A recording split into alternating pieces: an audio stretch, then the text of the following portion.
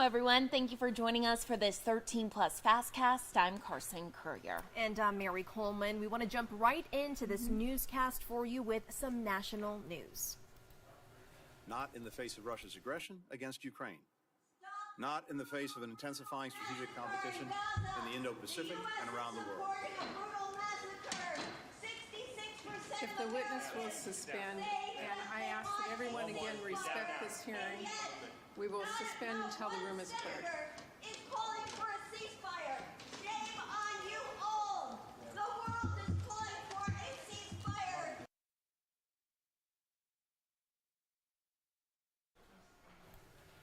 Secretary of State Antony Blinken's testimony on Capitol Hill was interrupted multiple times today by people protesting the Israel-Hamas war. Blinken appeared before the Senate Appropriations Committee, and he was making the case for billions of dollars in supplemental funding to support Israel and Ukraine. But during opening remarks, he was repeatedly interrupted by protesters calling for a ceasefire in Gaza. Other protesters sat with their hands in the air, which were painted red. Blinken went on to acknowledge the passion of the protesters, saying the U.S. is committed to protecting civilians in Gaza. However, he also says the U.S. knows the importance of standing by an ally when their security and democracy are threatened. And as U.S. Senate leaders push for aid both for Israel and Ukraine, here's what's happening overseas right now. According to the U.S. Secretary of State, about 400 Americans are stuck in Gaza. Blinken said this is something the State Department is focused on intensively. He also said the U.S. is focused on getting aid into the region. The goal is about 100 trucks a day. Prior to the war, he said about 500 to 800 trucks were entering the Gaza Strip daily. Now it's almost 60. Even with recent calls for a humanitarian ceasefire, there's no sign Israel plans to stop its ground invasions. In a briefing this morning, the Israeli military said it attacked, quote, hundreds of Hamas targets overnight. More than 8,000 people have died so far in Gaza. The FBI director, Christopher Wray, warned that Hamas's rampage inside Israel could inspire violence in the United States, telling lawmakers that multiple foreign extremist groups have called for attacks against Americans in the West since. And following up on some stories we have been keeping a close eye on for you. Yesterday, we talked about how police were asked to check on Robert Card before he carried out the mass shooting in Maine. And today we are learning there was also some concern from his family. In early May, Card's ex-wife and son went to police to report their concerns about his anger and paranoia. Their story aligns with previous reporting showing Card's deteriorating mental health. The local sheriff's office says they followed up on these reports, and they were also told by Robert Card's brother that he no longer had access to any guns. In a statement, the sheriff said, quote, "My office will evaluate our policies and procedures for how we conduct wellness checks with the goal of making any improvements that are in the interest of public safety while balancing the rights of individuals. Our hearts are breaking for the families and friends of the people who were killed and injured." Meanwhile, we're told construction has started on a new elementary school in Uvalde, Texas. It is set to replace Robb Elementary, where 19 children and 2 teachers were killed on May 24th, 2022. The groundbreaking ceremony took place this weekend.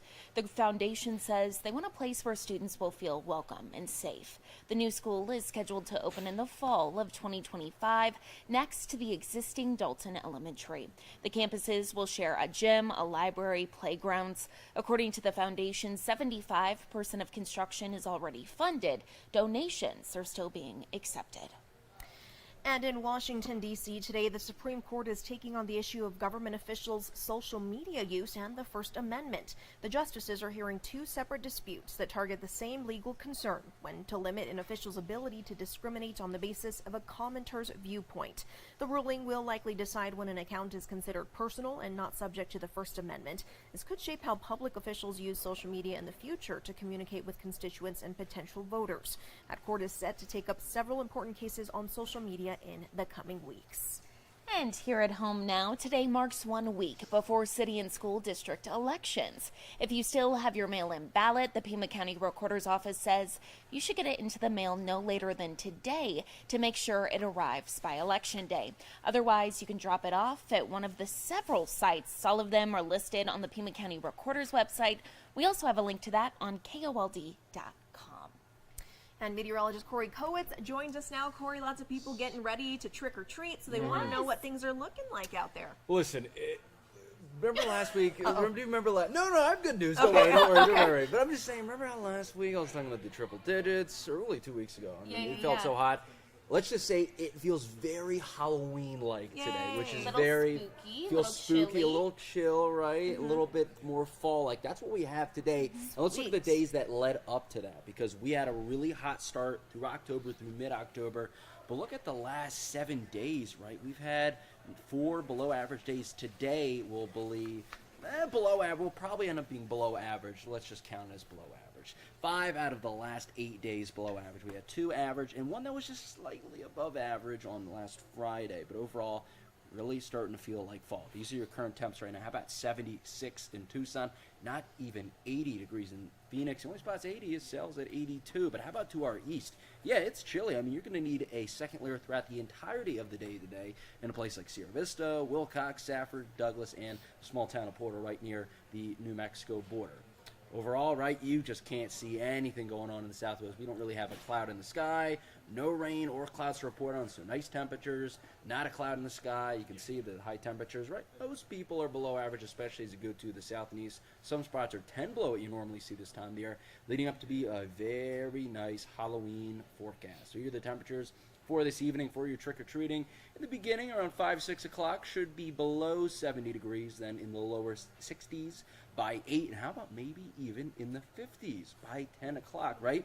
Think about we have some wind as well to deal with. You certainly felt it out there. So, yeah, a little chilly. So if your costume isn't really heavy, I'd recommend putting on maybe a nice layer or 2 that could keep you warm, because it's going to be a little bit chilly out there. If you're not thinking about trick-or-treating, maybe you want to do both. Hey, maybe get best bang for your buck. You want to head out to Phoenix. Maybe if you're living in Phoenix, do a little trick-or-treating there.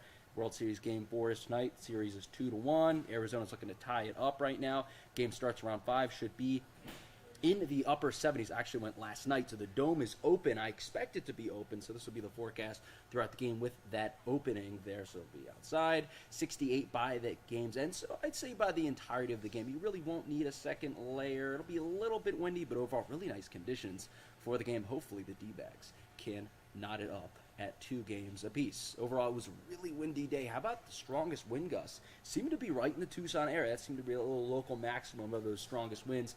39-mile-per-hour gusts. That is very windy. Some other spots getting some 30-mile-per-hour gusts as well. Let's track that wind out for you. So winds die down slightly throughout the night for your trick-or-treating. Still pretty gusty. Still some spots seeing 20-mile-per-hour gusts. Douglas still seeing 30-mile-per-hour gusts. We still see those gusty winds by the morning tomorrow through midday, but then by the latter half of tomorrow, we really see those winds weakening for the most part.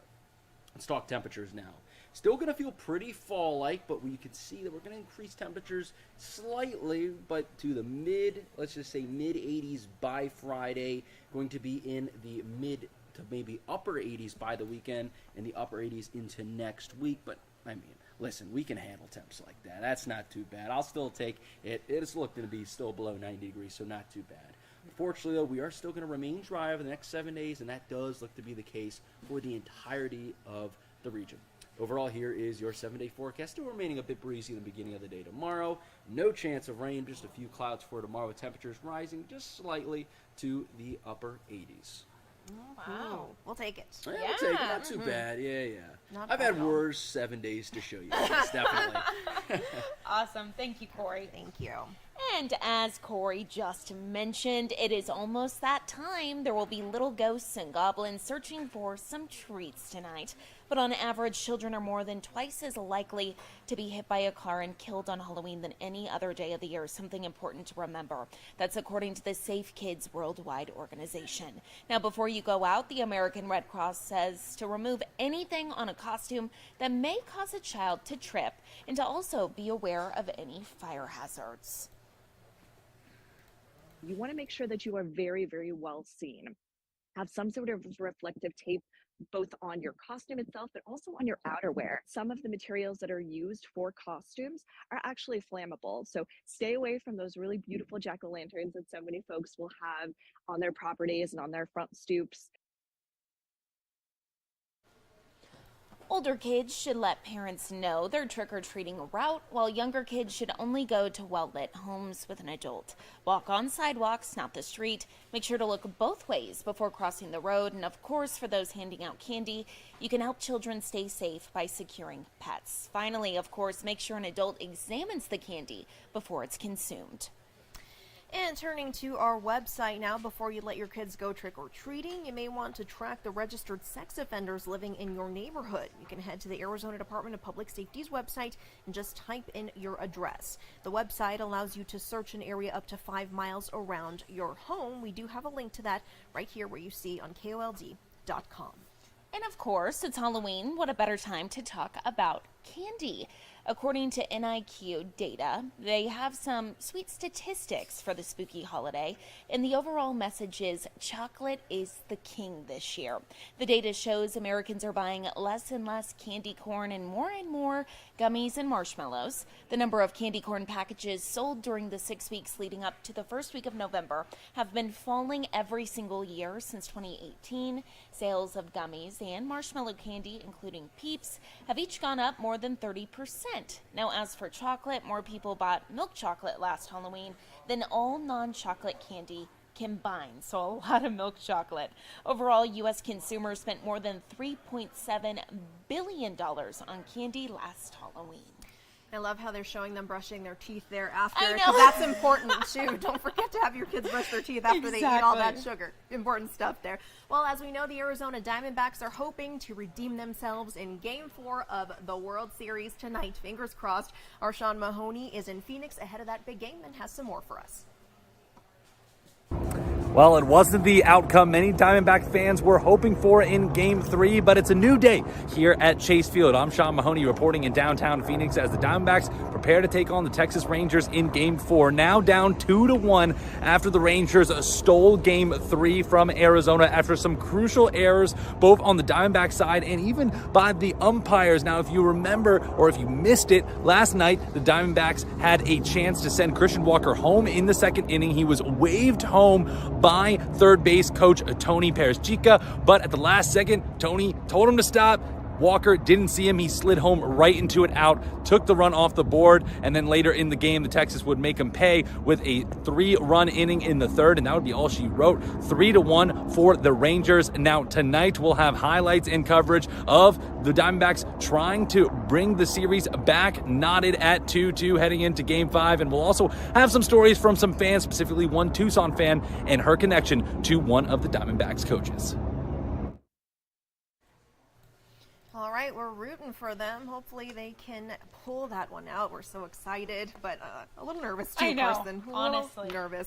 Well, we leave you with a live look overlooking Mount Bigelow this afternoon. Feeling great out there if you've been out. If you plan on getting out and trick-or-treating, stay safe. Absolutely. Everyone have a safe and fun Halloween. Thank you so much for watching.